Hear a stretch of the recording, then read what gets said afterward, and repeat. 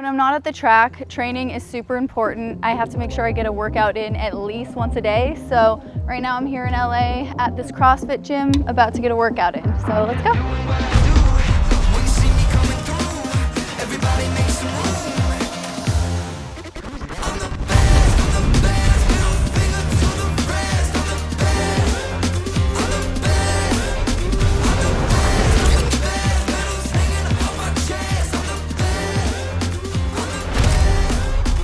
Honestly, fitness is one of the most important parts of racing for me. These cars don't have any power steering.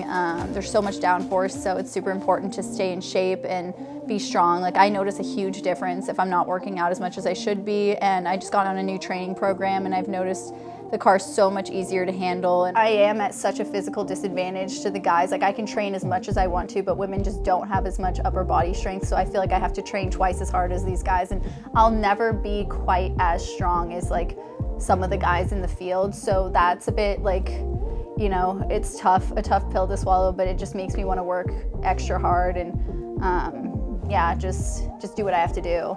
And I'm not worried, like, yeah, it's harder, but I can put in the work. Right now, it's gotten a lot easier as I've continued to train, but it never is completely easy, because as you move up through the ranks, it gets more physical and physical with the speed and downforce. So next year, hopefully I'm moving up, and that's gonna be even a bigger challenge in itself. So I can never just relax. I always have to keep pushing and training, and I expect it to be a lot more physical next year.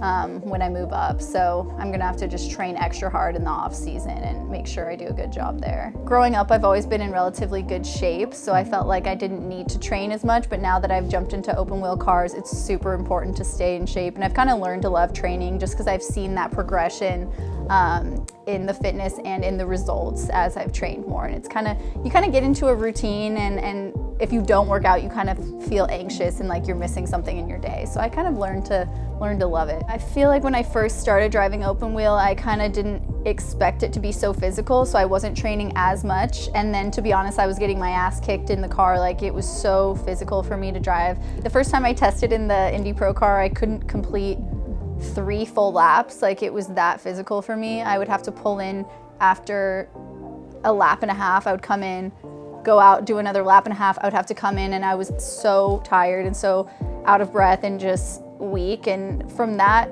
first time driving the car to the progression I've made now I felt like I can drive as many laps as I need to in the car, and I feel a lot more comfortable. The biggest thing with open wheel cars compared to other types of racing, like NASCAR, sports cars, is, you know, there's so much downforce, no power steering, so you have to train extra hard, especially with the neck, with all the G-forces you pull through the corner. Some of the corners you're pulling 90 miles an hour through the apex, and all that G-force pulling on your neck and your body, it's a big strain, and you're going really fast through the corners.